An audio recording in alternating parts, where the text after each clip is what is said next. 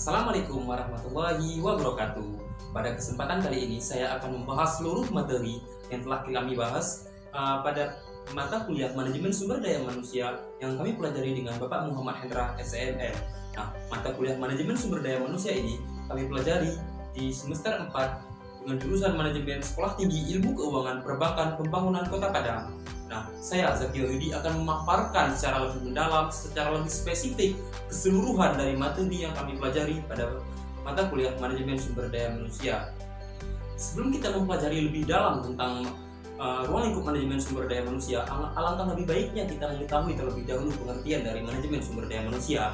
Manajemen sumber daya manusia adalah proses perencanaan, pengorganisasian, pengarahan, serta pengendalian terhadap kegiatan-kegiatan pengadaan, pengembangan, pemberian kompensasi, pengintegrasian, pemeliharaan, dan pemberhentian sumber daya manusia agar tercapai berbagai tujuan individu, tujuan organisasi, serta tujuan masyarakat.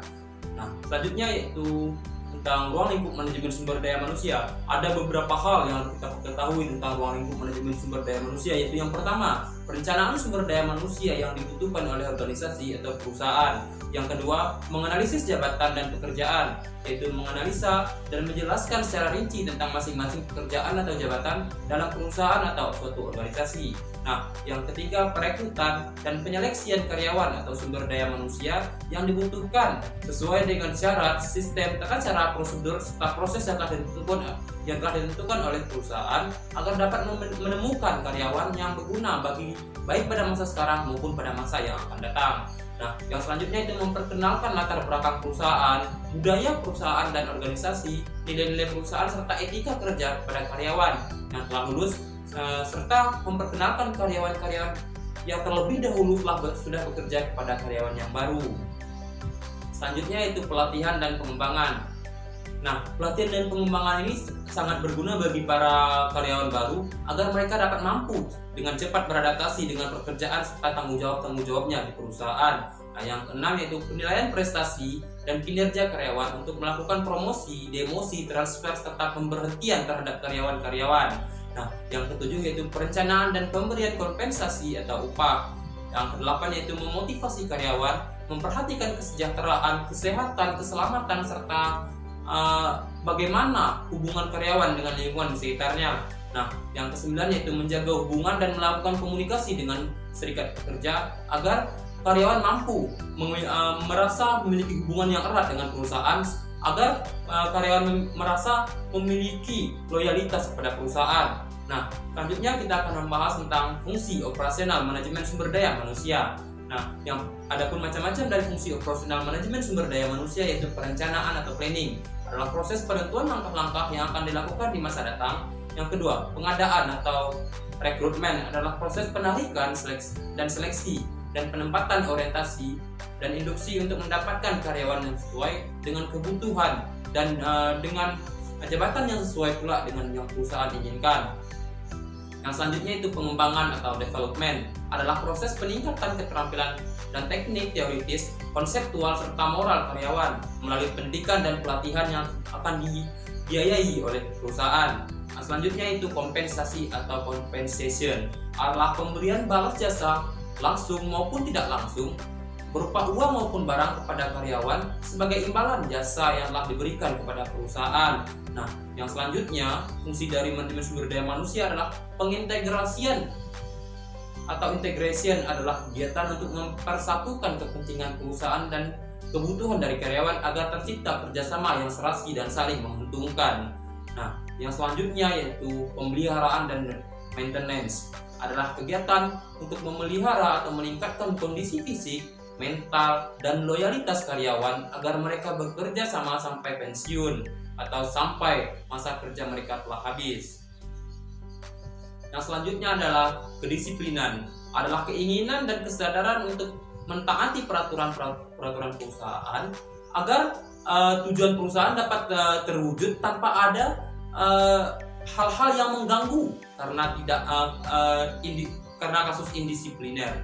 Yang selanjutnya itu pemberhentian atau separation adalah putusnya hubungan kerja seseorang dari suatu perusahaan. Dalam fungsi ini, manajemen sumber daya manusia mengatur hak-hak pada para pensiunan yang dapat diberikan kepada mereka yang telah berjasa terhadap kemajuan dari perusahaan. Topik selanjutnya yaitu tentang perencanaan sumber daya manusia. Perencanaan sumber daya manusia merupakan serangkaian kegiatan yang berkaitan dengan upaya merencanakan dalam mengantisipasi masa depan. Perencanaan sumber daya manusia sebagai suatu kegiatan yang merupakan proses bagaimana memenuhi kebutuhan tenaga kerja saat ini dan kebutuhan tenaga kerja di masa yang akan datang bagi sebuah organisasi atau perusahaan. Nah, syarat-syarat perencanaan manajemen sumber daya manusia adalah yang pertama, perencanaan atau planning, yang hasilnya menjadi rencana atau plan. Syarat-syarat perencanaan sumber daya manusia itu yang pertama, harus mengetahui secara jelas masalah yang akan direncanakan. Yang kedua, harus mampu mengumpulkan dan menganalisa informasi tentang sumber daya manusia. Yang ketiga, harus mempunyai pengetahuan luas tentang job analysis, organisasi serta situasi persediaan sumber daya manusia. Yang keempat, harus mampu membaca situasi sumber daya manusia baik pada masa sekarang maupun pada masa yang akan datang. Nah, yang selanjutnya, mengetahui secara luas peraturan dan kebijakan dari pemerintah. Selanjutnya yaitu tentang tantangan perencanaan manajemen sumber daya manusia. Tidak hanya pada perencanaan sumber daya manusia, pada semua kegiatan manajemen sumber daya manusia pasti memiliki tantangan-tantangan tersendiri. Nah, tantangan pada perencanaan manajemen sumber daya manusia yaitu yang pertama adalah tantangan eksternal, meliputi ekonomi, sosial, politik, perundang-undangan, teknologi, dan persaingan. Nah, selanjutnya tantangan internal itu meliputi anggaran, estimasi produk, dan penjualan usaha atau kegiatan baru. Topik selanjutnya yaitu tentang analisis pekerjaan dan analisis tenaga kerja. Analisis pekerjaan merupakan suatu penelaahan secara mendalam dan sistematis terhadap suatu pekerjaan untuk memperoleh manfaat dari hasil penelaahan tersebut. Selanjutnya ada teknik dari analisis pekerjaan. Yang pertama, job element metode. Teknik analisis pekerjaan berdasarkan pengetahuan, keterampilan, kemampuan, serta karakteristik lain yang disyaratkan untuk suatu pekerjaan. Yang kedua, teknik fungsional job analysis, yaitu teknik analisis terstruktur yang menguji rangkaian tugas dalam suatu pekerjaan dan proses pemenuhannya. Yang ketiga yaitu position analysis questionnaire, yaitu teknik analisis pekerjaan yang menggunakan kuesioner tertutup dan menganalisis pekerjaan lebih mendalam. Yang selanjutnya, critical incident technical, yaitu teknik analisis pekerjaan yang mencatat perilaku spesifik dari pekerja yang akan menentukan sukses tidaknya suatu pekerjaan. Materi selanjutnya yaitu tentang penarikan tenaga kerja. Penarikan tenaga kerja adalah proses mendapatkan sejumlah calon tenaga kerja yang berkualitas untuk jabatan atau pekerjaan utama di lingkungan organisasi atau suatu perusahaan. Tujuan dari penarikan tenaga kerja adalah untuk memenuhi kebutuhan tenaga kerja sesuai dengan persyaratan yang dituntut untuk suatu pekerjaan dan sesuai dengan kemampuan-kemampuan yang dibutuhkan oleh suatu jabatan.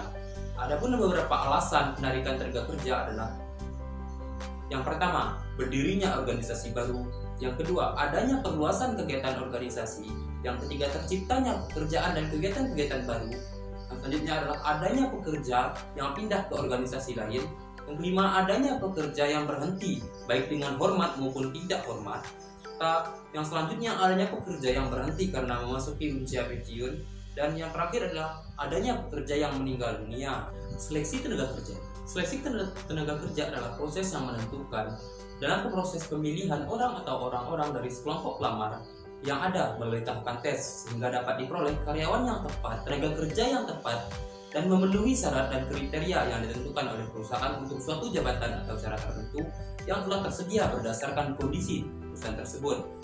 Selanjutnya kita akan membahas tentang tujuan dari seleksi tenaga kerja. Seleksi tenaga kerja menjamin perusahaan memiliki karyawan yang tepat untuk jabatan atau pekerjaan. Yang selanjutnya memastikan keuntungan investasi sumber daya manusia bagi perusahaan. Yang selanjutnya mengevaluasi dalam perselisihan dan presentasi pelamar sesuai dengan minat. Memperlakukan pelamar secara adil dan menjalankan diskriminasi, dan yang terakhir memperkecil tindak buruk karyawan yang seharusnya tidak diterima. Nah, selanjutnya adalah kualifikasi dari seleksi. Adapun beberapa hal yang mempengaruhi kualifikasi dari seleksi adalah: yang pertama, keahlian; yang kedua, pengalaman; yang ketiga, usia, jenis kelamin, pendidikan, kondisi fisik, tampang, bakat, temperamen, beserta karakter dari karyawan tersebut. Selanjutnya kita akan membahas tentang penempatan dan program orientasi. Penempatan adalah kebijakan sumber daya manusia untuk menentukan posisi atau jabatan seseorang sesuai dengan kemampuan yang dimilikinya agar dapat melaksanakan pekerjaannya dalam suatu jabatan sesuai dengan efektif, efisien, dan maksimal. Jenis-jenis dari penempatan yaitu yang pertama promosi, karyawan yang dipindahkan dari posisi yang rendah ke posisi yang lebih tinggi atau yang lebih baik. Yang kedua transfer, yaitu karyawan dipindahkan ke posisi yang sama atau setara baik dari segi bayaran, tanggung jawab, dan sebagainya. Yang ketiga yaitu demosi, yaitu karyawan dipindahkan dari posisi yang sebelumnya lebih baik lalu diturunkan ke posisi yang lebih rendah. Nah, selanjutnya kita masuk ke pengertian dari orientasi. Orientasi adalah persiapan atau pembekalan kepada seseorang karyawan yang baru dengan menyediakan informasi dasar mengenai segala sesuatu berkaitan dengan tempatnya bekerja supaya dapat memenuhi pekerjaan dan melaksanakan pekerjaannya secara memuaskan. Adapun tahap-tahap dalam proses orientasi yaitu yang pertama perkenalan, yang kedua penjelasan tujuan perusahaan, yang ketiga sosialisasi kebijakan, yang keempat jalur komunikasi, yang kelima itu proses monitoring. Selanjutnya kita bahas tentang pemutusan hubungan kerja. Pemutusan hubungan kerja atau PHK adalah pengakhiran hubungan kerja antara perusahaan dengan pekerja, antara perusahaan dengan karyawan, antara organisasi dengan karyawannya yang terjadi akibat sebab-sebab tertentu. Adapun beberapa hal yang menjadi mekanisme penetapan pemutusan hubungan kerja, yaitu yang pertama musyawarah karyawan dengan pemimpin perusahaan, yang kedua musyawarah pemimpin serikat buruh dengan pimpinan perusahaan, yang ketiga musyawarah pimpinan serikat buruh dengan pimpinan perusahaan dan wakil dari bidang-bidang, yang keempat musyawarah pimpinan serikat buruh, pimpinan perusahaan dan wakil dari bidang-bidang, dan yang kelima pemutusan hubungan kerja berdasarkan keputusan dari pengadilan negeri. Materi selanjutnya yaitu pengembangan tenaga kerja dan kompensasi. Pengembangan tenaga kerja adalah suatu usaha untuk meningkatkan kemampuan teknis, teoritis, konseptual, dan moral karyawan sesuai dengan kebutuhan pekerjaan atau jabatan melalui pendidikan dan kepelatihan. Selanjutnya, tujuan pengembangan dari tenaga kerja adalah yang pertama memperbaiki kinerja dari tenaga kerja, yang kedua mengembangkan keahlian para tenaga kerja, yang ketiga mengorientasikan para tenaga kerja terhadap organisasi, yang keempat bekerja secara benar dan meningkatkan kemampuan tenaga kerja sesuai dengan bidang-bidang masing-masing. Yang selanjutnya, pengertian dari kompensasi. Kompensasi adalah balas jasa yang diberikan oleh organisasi atau perusahaan kepada karyawan, dapat berupa finansial maupun non-finansial pada periode yang telah tepat. Kompensasi sangat berpengaruh bagi perusahaan maupun bagi karyawan. Sistem kompensasi memberikan kepuasan bagi karyawan dan memungkinkan perusahaan memperoleh atau mempekerjakan dan mempertahankan karyawannya. Faktor-faktor yang mempengaruhi besarnya kompensasi adalah sebagai berikut. Yang pertama, penawaran dan permintaan tenaga kerja. Yang kedua, kemampuan dan ketersediaan perusahaan. Yang ketiga, serikat buruh atau organisasi dari karyawan tersebut. Yang keempat, produktivitas kerja karyawan. Yang kelima, pemerintah dengan undang-undang dan Kepresnya. Yang keenam, biaya hidup atau cost of living. Yang ketujuh, posisi atau jabatan karyawan. Yang kedelapan, pendidikan dan pengalaman karyawan. Yang kesembilan, perekonomian nasional. Perencanaan karir, manajemen karir, dan pengembangan karir. Perencanaan karir adalah suatu proses di mana individu dapat mengidentifikasi dan mengambil langkah-langkah untuk mencapai tujuan dari karirnya. Manajemen karir adalah penting bagi karyawan dan organisasi itu sendiri. Bagi karyawan, pengelolaan karir akan menjadi motivasi dalam bekerja dan mengembangkan diri. Sedangkan bagi organisasi atau perusahaan, manajemen karir akan membantu merencanakan kebutuhan sumber daya manusia untuk masa depan dan bahkan untuk masa sekarang. Yang selanjutnya yaitu pengembangan karir. Pengembangan karir adalah proses peningkatan kemampuan kerja individu yang dicapai dalam rangka mencapai karir yang diinginkan. Tujuan dari seluruh program pengembangan karir adalah untuk menyesuaikan antara kebutuhan dan tujuan karyawan dengan kesempatan karir yang tersedia di perusahaan saat ini, dan di mana juga akan bermanfaat bagi perusahaan di masa yang akan datang. Karena itu, usaha membentuk sistem pengembangan karir yang baik akan dapat membantu karyawan dalam menentukan karir dan menyelesaikan antara kebutuhan karyawan dan kebutuhan motivasi, prestasi, dan produktivitas kerja. Motivasi kerja merupakan suatu modal dalam menggerakkan dan mengarahkan para karyawan atau pekerja agar dapat melaksanakan tugasnya masing-masing dalam mencapai sasaran dengan penuh kesadaran, kegairahan, dan merasa bertanggung jawab. Selanjutnya, prestasi kerja. Prestasi kerja adalah hasil kerja yang telah dicapai oleh seseorang dari pelaksanaan tugas serta segala tingkah laku kerjanya dalam melaksanakan aktivitas kerja. Terakhir, itu produktivitas kerja. Produktivitas kerja merupakan salah satu aspek penting yang menjadi perhatian utama sebagian besar organisasi atau perusahaan. Produktivitas mencerminkan efisiensi, kepuasan kerja, stres, dan konflik karyawan. Kepuasan kerja merupakan keadaan emosional yang menyenangkan atau tidak, tergantung karyawan memandang pekerjaannya. Stres kerja adalah kondisi di mana karyawan dituntut secara fisik dan psikologis yang berlebihan. Konflik kerja adalah ketidaksesuaian antara dua orang atau dua kelompok karena adanya suatu budaya, perubahan, dan pengembangan organisasi. Yang pertama kita bahas tentang budaya organisasi. Budaya organisasi adalah sistem makna bersama yang dianut oleh para anggota yang membedakan suatu organisasi dengan organisasi lainnya. Yang kedua yaitu perubahan organisasi. Perubahan organisasi adalah usaha atau perbuatan untuk membuat suatu organisasi berbeda dari organisasi sebelumnya. Yang ketiga yaitu pengembangan organisasi.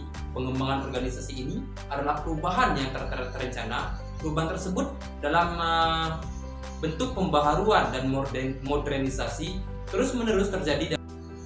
Selanjutnya kita membahas tentang audit manajemen sumber daya manusia. Audit sumber daya manusia adalah proses pemeriksaan, penelitian secara sistematis, objektif, komprehensif, serta terdokumentasi terhadap fungsi-fungsi organisasi yang terpengaruh oleh manajemen sumber daya manusia dengan tujuan memastikan terpenuhinya azas-azas kesesuaian, efektivitas, dan efisiensi dalam pengelolaan sumber daya manusia untuk mendukung tercapainya sasaran-sasaran fungsional maupun tujuan organisasi secara keseluruhan, jangka pendek, jangka menengah, maupun jangka panjang sesuai dengan standar lokal, standar internasional, maupun regulasi. Adapun macam-macam prospek dari audit sumber daya manusia itu yang pertama, audit strategi perusahaan, yang kedua audit strategi kerjasama, yang ketiga audit fungsi sumber daya manusia, yang keempat audit kepuasan kerja, serta yang kelima prospek audit pemeliharaan sumber daya manusia. Pemeliharaan sumber daya manusia adalah usaha mempertahankan atau meningkatkan kondisi fisik, mental, sikap karyawan agar mereka tetap loyal dan bekerja produktif untuk menunjang tercapainya tujuan perusahaan. Tujuan dari pemeliharaan sumber daya manusia yaitu yang pertama, untuk meningkatkan produktivitas kerja karyawan, yang kedua, meningkatkan disiplin dan menurunkan absensi karyawan, yang ketiga, meningkatkan loyalitas dan penurunan turnover karyawan, yang keempat, memberikan ketenangan, keamanan, dan kesehatan bagi karyawan. Yang kelima, meningkatkan kesejahteraan karyawan dan keluarganya. Yang keenam, memperbaiki kondisi fisik, mental, dan sikap dari karyawan. Yang ketujuh, mengurangi konflik serta menciptakan suatu yang harmonis. Dan yang kedelapan, mengefektivitaskan pengadaan karyawan.